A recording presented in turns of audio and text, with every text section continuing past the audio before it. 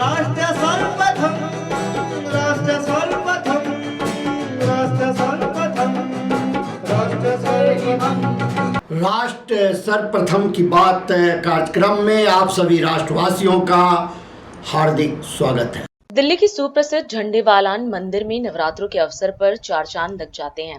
नवरात्रि के दूसरे दिन करोल बाग के निकट स्थित इस मंदिर में भक्तों की भारी भीड़ देखने को मिली। दर्शकों को बता दें कि झंडेवालान मंदिर को अष्टकोणीय मंदिर भी कहा जाता है, जहां इसका शीर्ष कमल फल को जैसा बनाया गया है, वहीं सबसे नीचे गुफा में माता शक्ति प्राचीन मूर्ति है। यह मूर्ति 18वीं सदी में खुदाई के दौरान प्रकट हुई थी, जिसके बाद यहाँ नया मंदिर बनाकर माता रानी की अर्चना शुरू कर दी गई। मंदिर के धार्मिक व सांस्कृतिक महत्व के कारण राज्य सरकार के प्रसिद्ध दार्शनिक स्थलों की सूची में भी यह मंदिर शामिल है।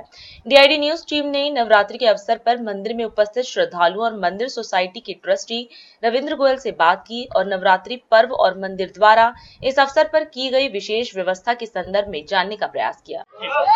बहुत अच्छा लगा सर, बहुत मजा आया, माँ का आशीर्वाद मिला, सब कुछ बहुत अच्छा लगा। नहीं, हम हर साल आते हैं, हर 6 महीने में जितनी बार भी लगता है हर बार आते हैं। बहुत अच्छी व्यवस्था है, बहुत सब कुछ अच्छा है, सारा सब कुछ बढ़िया लगा। मुझे भी बहुत अच्छा लगा, बहुत मजा आया और सब चीज का वो अरेंजमेंट किया हुआ है, बहुत अच्छा लगा। आपको कैसा लगा? बहुत अच्छा लगा, बहुत अच्छा लगा, मन को बड़ा सुकून मिला। मैं तो हर नवरात्रों में आती रहती हूँ और बीच में भी चक्कर लगाती हूँ। जय माता दी। हम तो बचपन से ही आ रहे हैं, पहले नंगे पैर आते थे, अब बड़े हो गए। इतना अच्छा अंदर क्राउड, इतना अच्छा दरबार सजा हुआ है कि कहीं से भी देख लो माता रानी के खुले दर्शन हो रहे हैं। मन को इतनी शांति मिलती है ना यहाँ के। बहुत जय माता दी। बहुत अच्छा लगा, मंदिर की सजावट भी बहुत अच्छी है, दर्शन करके बहुत अच्छी अनुभूति हुई हम लोगों को। यहाँ पे आके बहुत अच्छा लगा, माता रानी के दर्शन करके बहुत पॉजिटिव एनर्जी फील हुई और अरेंजमेंट भी सब कुछ बहुत अच्छा था। हमेशा ही अच्छा लगता है। एक्चुअली मैं पहली बार नहीं आई हूँ, मैं बचपन से अपनी मम्मी के साथ यहाँ आ रही हूँ और आज भी देखिए इत्तेफाक की बात है कि मैं अपनी मम्मी के साथ ही हूँ यहाँ पे। हाँ, और मुझे हमेशा से बहुत हमारी मान्यता रही है यहाँ की मंदिर की। बहुत अच्छा, हम हमेशा जब भी यहाँ आते हैं हमें बहुत अच्छा लगता है माता रानी के दर्शन करके। हाँ जी, माता के बहुत अच्छे दर्शन हुए, बहुत अच्छा आनंद लगा मुझे, बहुत अच्छा लगता है झंडा वाला मंदिर आना मेरे को। बहुत अच्छा लगता है माता के मंदिर में आने का। माता का बहुत बहुत आशीर्वाद बना रहेगा हमारे पर। जय माता दी। बहुत अच्छा लग रहा है, इतना आनंद मिल रहा है, बहुत ही अच्छा लग रहा है कि यहाँ की व्यवस्था बहुत अच्छी है। और हर साल नवरात्रों में हम आते हैं। और बहुत अच्छी व्यवस्था है, ऐसी व्यवस्था पूरी दिल्ली में कहीं भी नहीं है। मुझे बहुत अच्छा लगा, आज सेकेंड नवरात्रि थी तो मन को शांति मिल गई। जय माता दी। मेरा पहली बार आना हुआ है, बहुत अच्छा लगा मंदिर, बहुत अच्छी व्यवस्थाएं हैं, सब लोग बहुत अच्छा कर रहे हैं। जय माता दी। मेरा नाम अजय नंदा है, मैं माँ झंडे वाले मंदिर का सेवादार हूँ। और आज माँ शैल ब्रह्मचारिणी जी का दूसरा नवासा है और हम तो यही कहेंगे जी, माँ सबका भला करती है, सब पे कृपा करती है। माता रानी के मंदिर में जो आता है, माँ झंडे वाले मंदिर में सबकी झोली करती है। श्रद्धा अनुसार जो भी आए, माँ की कृपा उस पर बरसती है, बहुत सुख बरसता है, बहुत सुख समृद्धि मिलती है, बहुत ही कृपा मिलती है। माँ झंडे वाले का दरबार ये ऐसा दरबार है जहाँ 24 घंटे 12 महीने लगातार लाइनें रहती हैं। जय माता की। आपके सभी दर्शकों को मेरी अपनी ओर से और झंडेवाला देवी मंदिर की ओर से नवरात्र के दूसरे दिवस और नव संवत की हार्दिक शुभकामनाएं। झंडेवाला देवी मंदिर एक प्रसिद्ध मंदिर है। नवरात्रों के 2 यहाँ बड़े उत्सव यहाँ पर रहते हैं। लाखों की संख्या में भक्त दूर दूर से माँ के दर्शन और आशीर्वाद के लिए आते हैं। इतनी बड़ी संख्या के लिए हमें व्यवस्थाएं भी उसी प्रकार करनी पड़ती हैं। बाहर से 3 स्थानों से भक्तों को प्रवेश मिलता है। मंदिर के अंदर आकर उनको 6 भागों में बांट दिया जाता है और आवश्यकता पड़ने पर 2 अतिरिक्त लाइनें भी हम चलाते हैं ताकि जल्दी से जल्दी भक्तों को दर्शन हो जाए। इसके अतिरिक्त ऑनलाइन दर्शन की भी व्यवस्था है। मंदिर की एक ऐप है या मंदिर की वेबसाइट पर जाकर भक्त अपने दर्शन का दिन और समय तय कर सकते हैं। उनको एक QR कोड जनरेट हो जाता है, वो दिखाकर यहाँ पर उनके लिए एक अलग द्वार बना हुआ है, वहाँ से वो सीधे प्रवेश कर सकते हैं। 4 स्थानों पर हमने भक्तों के वाहनों की पार्किंग की व्यवस्था की है। 4 ही स्थानों पर जूता स्टैंड है ताकि भक्त अपने जूते उतारकर मंदिर में प्रवेश करें। हर भक्त के हाथों को सैनिटाइज किया जाता है। मंदिर की भव्य साज सज्जा की गई है और मंदिर के बाहर भी दूर दूर तक बहुत सुंदर सज्जा की गई है, ताकि जैसे ही भक्त उस परिवेश में प्रवेश करे उसको एक आनंद की अनुभूति हो। सफाई का हम विशेष ध्यान रखते हैं, क्योंकि ऐसे वातावरण में सफाई का बहुत महत्व है और सफाई होना बहुत जरूरी है। हमारे लगभग 80 सेवादार जो हैं वो सफाई का काम देखते हैं और उनके साथ हमारे कर्मचारी भी होते हैं। मंदिर परिसर की 3 बार सफाई होती है। बिल्कुल शुद्ध वातावरण भक्तों को मिलता है। दिल्ली के सुप्रसिद्ध करोल बाग स्थित 108 फुट की हनुमान जी की मूर्ति रखने वाले सिद्ध हनुमान मंदिर में नवरात्रि के अवसर पर भक्तों का तांता लगा देखा गया। इस मंदिर में विशेष तौर पर राम दरबार की पूजा होती रही है, लेकिन नवरात्रि के अवसर पर माता रानी की कृपा पाने के लिए भक्तों की भीड़ भी मंदिर में उमड़ी। मंदिर की स्थापना के पीछे रोचक किस्सा है कि जब एक बार स्वर्गीय महंत नाग बाबा सेवागिर जी महाराज वहां तपस्या कर रहे थे, तभी भगवान हनुमान उनके सामने प्रकट हुए। उन्होंने सपने में आकर अपनी एक बड़ी मूर्ति वहां स्थापित करने की इच्छा व्यक्त की। इस सपने को देखने के बाद उन्होंने इस जगह पर हनुमान मंदिर का निर्माण करने का निर्णय लिया। मंदिर 1994 में बनना शुरू हुआ और इसे बनने में करीब 13 साल लग गए, जो आज पूरी दिल्ली में अपनी विशेष पहचान रखता है। DID न्यूज प्रतिनिधि ने इस अवसर पर मंदिर के अध्यक्ष महंत ओम प्रकाश गिरी से वार्ता की, जिन्होंने नवरात्र, हिंदू नववर्ष और 12 अप्रैल को होने वाली हनुमान जयंती के संदर्भ में मंदिर में होने वाले विशेष आयोजन और तैयारियों की जानकारी दी। मैं आपसे निवेदन करना चाहूंगा कि आज नवरात्रि का दूसरा पर्व है, दूसरा दिन है। आप सभी लोग माता के दर्शन करें और जोरदार ढंग से मनाएं इस पर्व को।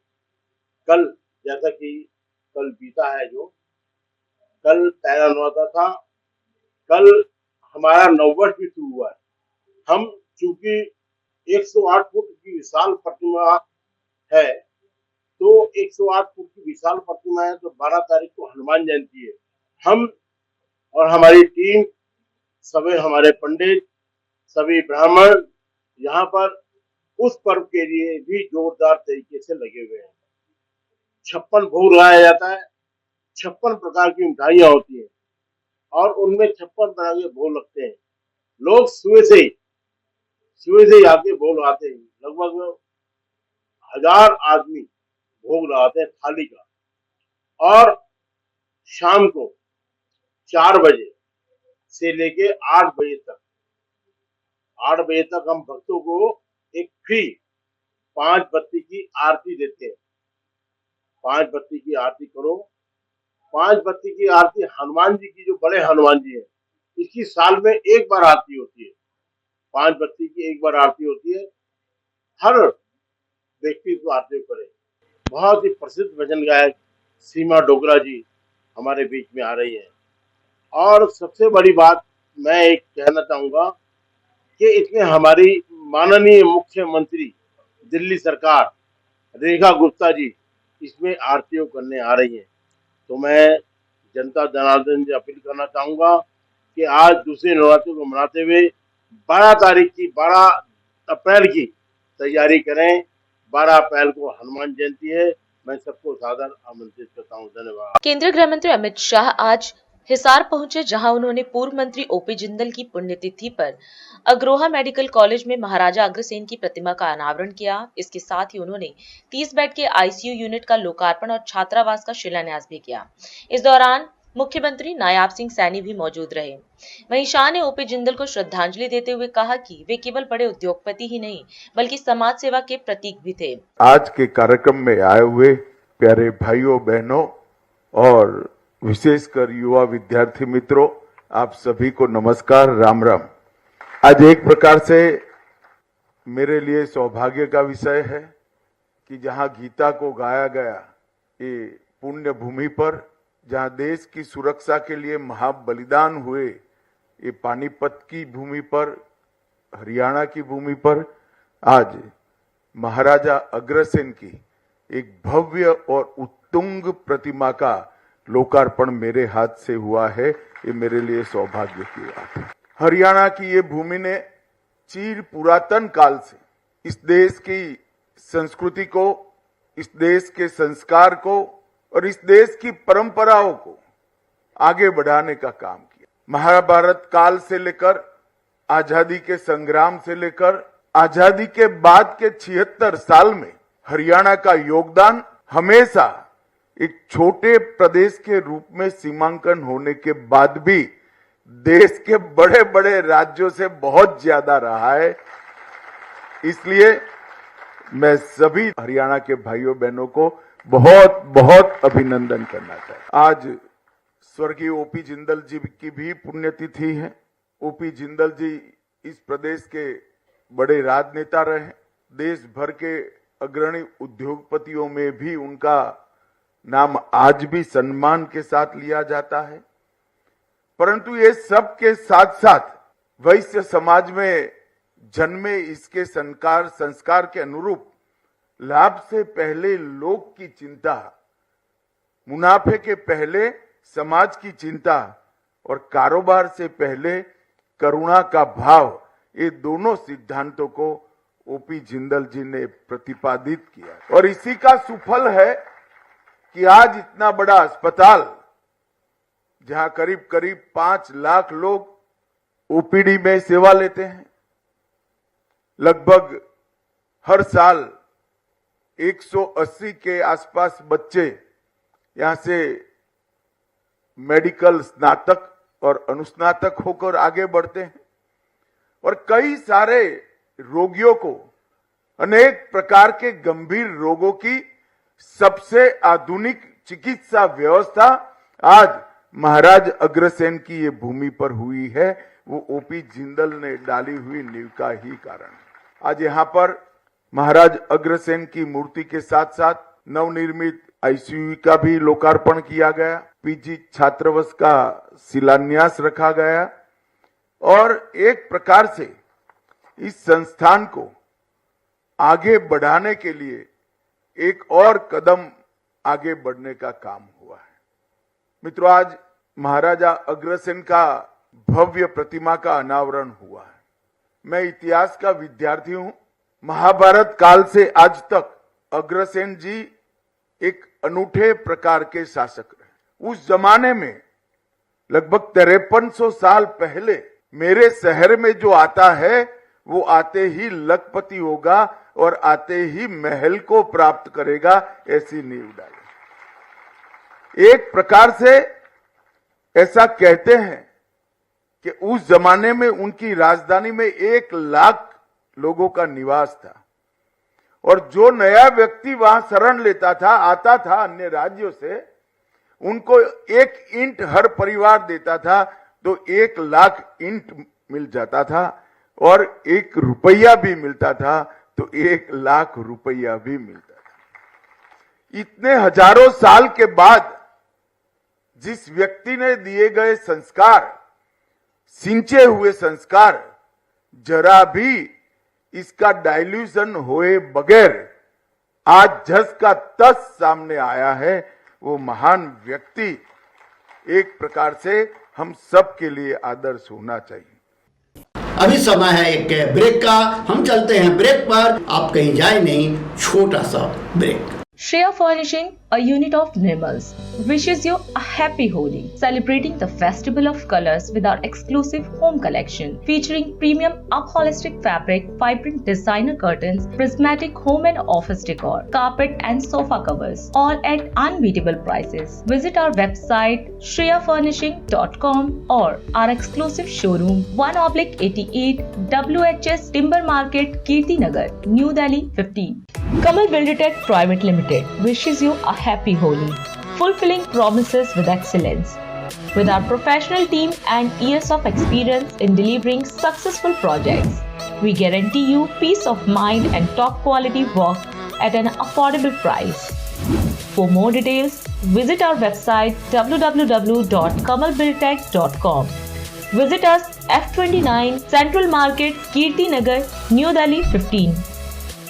और अधिक खबरों के लिए आप हमारे YouTube चैनल दैनिक इंडिया दर्पण को अभी सब्सक्राइब करें और नोटिफिकेशन के लिए बेल आइकन को प्रेस करना ना भूलें।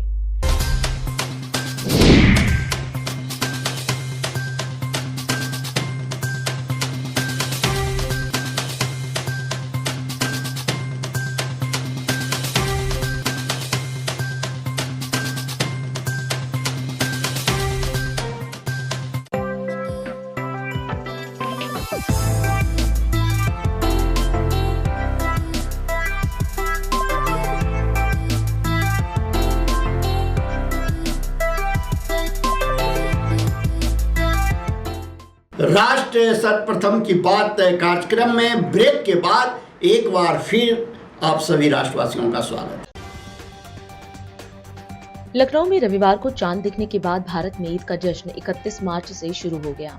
इस अवसर पर प्रधानमंत्री नरेंद्र मोदी ने ईद उल फितर की बधाई और हार्दिक शुभकामनाएं दी और कहा कि यह त्योहार समाज में आशा, सद्भावना और दयालुता की भावना को बढ़ाए। उत्तर प्रदेश के बाद अब देश की राजधानी दिल्ली में भी दुकानों के बाहर नेम प्लेट लगाने की सियासत तेज हो गई है। भाजपा विधायक तजिंदर सिंह मारवा ने दिल्ली की मुख्यमंत्री रेखा गुप्ता को पत्र लिखा। आयकर विभाग ने एयरलाइंस कंपनी इंडिगो पर करोड़ों रुपए का जुर्माना लगाया। इंडिगो ने जुर्माना लगाने के आदेश को त्रुटिपूर्ण बताते हुए कहा कि वह इसे चुनौती देगी। पुणे के धनकवाड़ी इलाके में एक चाय की दुकान में आग लगने से वहां काम करने वाले एक व्यक्ति की मौत हो गई। पंजाब पुलिस ने रविवार को एक सीमा पार मादक पदार्थ तस्करी नेटवर्क का भांडाफोड़ करते हुए 2 लोगों को गिरफ्तार किया और उनके पास से 6 किलोग्राम हेरोइन बरामद की। उत्तराखंड के ऋषिकेश में दिल्ली में घूमने आए एक युवक की गंगा नदी में डूबने से मौत हो गई। दिल्ली में अब आम आदमी पार्टी विपक्ष में है और सरकार पर सवाल उठाने का काम कर रही है। इस बार भाजपा पर अमानवीय होने का आम आदमी पार्टी ने आरोप लगाया। हैदराबाद विश्वविद्यालय में उस समय तनाव की स्थिति पैदा हो गई जब पुलिस ने तेलंगाना सरकार की अपने परिसर के बगल में 400 एकड़ भूमि के पुनर्विकास की योजना के खिलाफ प्रदर्शन कर रहे छात्रों के साथ झड़प की। भारत सरकार ने निधि तिवारी आईएफएस को तत्काल प्रभाव से प्रधानमंत्री नरेंद्र मोदी का निजी सचिव नियुक्त किया। पंजाबी बाग के मनोहर पार्क इलाके में रात एक इमारत की 3री मंजिल पर आग लग गई। आग में झुलसकर 2 बच्चों की मौत हो गई। दिल्ली विधानसभा में नेता प्रतिपक्ष और आप नेता आतिशी ने बिजली कटौती को लेकर बीजेपी सरकार पर निशाना साधा। एक प्रेस वार्ता के दौरान उन्होंने कहा कि 10 साल पहले दिल्ली में लंबे पावर कट आम थे, लेकिन 2023 में अरविंद केजरीवाल के सीएम बनने के बाद हालात बदले और दिल्ली 24 घंटे बिजली वाला इकलौता राज्य बना। उन्होंने कहा कि केंद्र सरकार की रिपोर्ट के मुताबिक दिल्ली की बिजली वितरण कंपनियां देश में नंबर 1 पर थी। हालांकि आतिशी ने दावा किया कि 1 मार्च से कई इलाकों में लगातार बिजली कटौती हो रही है और बीजेपी सरकार बनते ही हालात बिगड़ने लगे हैं। 10 साल पहले तक दिल्ली जाना जाता था लंबे लंबे पावर कट्स के लिए, लेकिन जब से फरवरी 2015 में दिल्ली में आम आदमी पार्टी की सरकार बनी, अरविंद केजरीवाल जी दिल्ली के मुख्यमंत्री बने, तो दिल्ली का पावर सप्लाई सिनारियो बदल गया। दिल्ली वालों को पता है कि पिछले 10 साल में दिल्ली वालों के घरों से इन्वर्टर गायब हो गए हैं। इन्वर्टर पड़े पड़े खराब हो गए, नए इन्वर्टर नहीं खरीदने पड़े। हर साल की तरह इन्वर्टर की नई बैटरीज नहीं खरीदनी पड़ी। आज दिल्ली वालों को इन्वर्टर जनरेटर की जरूरत खत्म हो गई, या ये कहूंगी खत्म हो गई थी। लेकिन जब से दिल्ली में भारतीय जनता पार्टी की सरकार बनी है, लगातार दिल्ली में पावर कट्स बढ़ रहे हैं। आप सोशल मीडिया पर किसी भी दिन जाइए तो आपको ऐसे ट्वीट दिखते हैं। कोई कहता है दिल्ली यूनिवर्सिटी में 7 घंटे से बिजली कटी हुई है, कोई कहता है किराड़ी में 3 घंटे से बिजली कटी हुई है। आप सोशल मीडिया पे लगातार देखेंगे तो रोज पावर कट की शिकायतें आ रही हैं और दिल्ली सरकार का अपना डेटा, दिल्ली सरकार के स्टेट लोड डिस्पैच सेंटर से बता रहा है कि 1 मार्च से लगातार दिल्ली के अलग अलग हिस्सों में लंबे पावर कट्स हो रहे हैं। आपको बस सोशल मीडिया खोल के देखने की जरूरत है और आपको दिल्ली वालों की व्यथा सोशल मीडिया पे दिख जाएगी। ऐसा कैसे हो गया कि 10 साल तक दिल्ली में 24 घंटे बिजली आई? 10 साल तक केंद्र सरकार के आंकड़े बताते रहे कि दिल्ली में बेस्ट पावर सप्लाई पूरे देश में मिल रही है, लेकिन भारतीय जनता पार्टी की सरकार बनते ही मात्र 1 महीने में दिल्ली में जगह जगह पावर कट होने लग गए। इसका एक ही मतलब है, भारतीय जनता पार्टी को सरकार चलानी नहीं आती है। उनको विभाग अलग, चाहे पावर डिपार्टमेंट हो चाहे अलग अलग डिपार्टमेंट्स हो, उनकी योग्यता ही नहीं है सरकार चलाने की। तभी तो चलती हुई 24 घंटे की बिजली व्यवस्था फेल हो गई है। उत्तराखंड में समान नागरिक संहिता लागू किए जाने पर उत्तर प्रदेश के बरेली में एक सम्मान एवं अभिनंदन समारोह आयोजित किया गया, जिसमें उत्तराखंड के मुख्यमंत्री पुष्कर सिंह धामी भी शामिल हुए। उन्होंने क्षेत्रीय जनता और छात्रों के स्नेह के प्रति आभार जताते हुए कहा कि यह सम्मान उत्तराखंड की 1.25 करोड़ जनता का है, जिन्होंने 2022 में फिर से विश्वास जताया। उन्होंने समान नागरिक संहिता को न्याय और समानता की आधारशिला बताते हुए कहा कि यह माताओं बहनों की सुरक्षा का कवच है, जो दशकों के समान अधिकारों की प्रतीक्षा कर रही थी। उन्होंने पीएम मोदी के नेतृत्व में इस पहल को सशक्त भारत के निर्माण की दिशा में ऐतिहासिक कदम बताया। विश्वविद्यालय के सभी शिक्षकगण, प्रोफेसरगण, सभी अधिकारीगण, कर्मचारीगण और इस कार्यक्रम में पधारे सभी हमारे बड़े बुजुर्ग, माताएं, बहनें, सभी मेरे नौजवान साथी और जिनकी आज सबसे बड़ी संख्या यहाँ पर है, ऐसे विश्वविद्यालय के सभी हमारे छात्र एवं छात्राएं, मैं सबसे पहले तो आप सबका इतनी बड़ी संख्या में यहाँ उपस्थित होने के लिए, आप सबका देवभूमि उत्तराखंड के मुख्य सेवक के रूप में आप सभी का स्वागत करता हूँ इस अभिनंदन समारोह में। और मुझे आप सबके बीच में यहाँ पर बुलाने के लिए, इस आयोजन के करने के लिए मैं यूनिवर्सिटी विश्वविद्यालय के कुलाधिपति एवं समस्त विश्वविद्यालय परिवार का भी हृदय से आभार व्यक्त करता हूँ। भाइयों बहनों, मेरा ये मानना है कि यह अभिनंदन मेरा नहीं है, बल्कि उत्तराखंड की 1.25 करोड़ जनता का है, जिसने देवभूमि उत्तराखंड में राज्य बनने के बाद, जब से राज्य की स्थापना हुई, हर चुनाव में, हर बार विधानसभा का चुनाव होता था और हर चुनाव में जिस पार्टी की सरकार होती थी वो सरकार बदल जाती थी। पहली बार देवभूमि उत्तराखंड की जनता ने हमारे संकल्प को आगे बढ़ाते हुए आदरणीय प्रधानमंत्री मोदी जी के नेतृत्व में एक मिथक तोड़ने का काम किया, एक परिपाटी बदलने का काम किया और पहली बार ये परिपाटी बदलकर फिर से हमको सरकार में आने का मौका प्रदान कर दिया, अपना आशीर्वाद प्रदान करके दोबारा से भारतीय जनता पार्टी की सरकार बना दी भाइयों बहनों। और इस ऐतिहासिक यूसीसी को साकार करने के लिए हमें अपना समर्थन दिया। मैं इस सम्मान को अपने राज्य की उस देवभूमि जनता को समर्पित करता हूं, जिन्होंने हमेशा हमारी सरकार पर अपना विश्वास बनाए रखा। भाइयों बहनों, समान नागरिक संहिता लागू करके देश में सभी के लिए एक समान व्यवस्था स्थापित करने का ये विचार कोई नया नहीं है।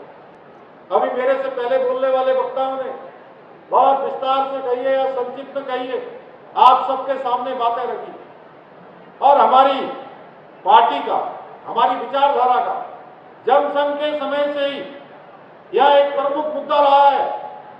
यहां तक कि संविधान निर्माताओं ने भी इसे संविधान के नीति निर्देशक तत्वों में सम्मिलित किया था। मुझे गर्व है कि हमने उत्तराखंड में सबसे पहले समान नागरिक संहिता लागू कर संविधान निर्माताओं को भी सच्ची श्रद्धांजलि अर्पित करते हुए अनुच्छेद 44 की भावना को साकार करने का काम किया है। भाइयों बहनों, आज हम आदरणीय प्रधानमंत्री श्री नरेंद्र मोदी जी के नेतृत्व में एक सशक्त भारत, एक सशक्त राष्ट्र की स्थापना को लेकर तेजी से आगे बढ़ रहे हैं। आदरणीय प्रधानमंत्री जी के नेतृत्व में देश में अनेक ऐतिहासिक निर्णय लिए गए हैं, जिन्हें पहले की सरकारों ने केवल और केवल राजनीतिक लाभ हानि के गुणा भागों के चक्कर में हमेशा उनको टालती आई, उनसे बचती आई और जनहित के मुद्दों को दरकिनार करती आई। भाइयों बहनों, ये सभी ऐतिहासिक निर्णय आदरणीय प्रधानमंत्री जी के दृढ़ संकल्प के कारण संभव हो पाए।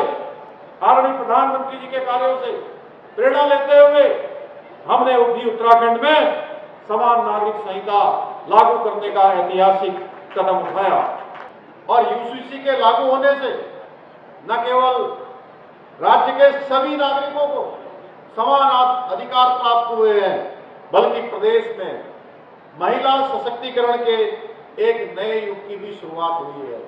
जयपुर में राजस्थान दिवस साप्ताहिक महोत्सव के तहत निवेश उत्सव राइजिंग राजस्थान इम्पैक्ट 1.0 का आयोजन हुआ। मुख्यमंत्री भजनलाल शर्मा ने इस अवसर पर जनता को राजस्थान दिवस की शुभकामना दी और पीएम मोदी के विजन महिला, किसान, युवा, गरीब एवं अंत्योदय को आगे बढ़ाने की प्रतिबद्धता दोहराई।